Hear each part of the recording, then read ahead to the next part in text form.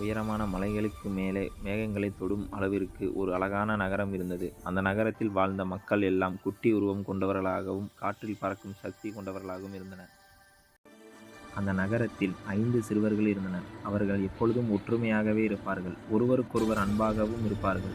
வானில் பறந்து மேகங்களுடன் விளையாடுவதே அவர்களின் பொழுதுபோக்கு.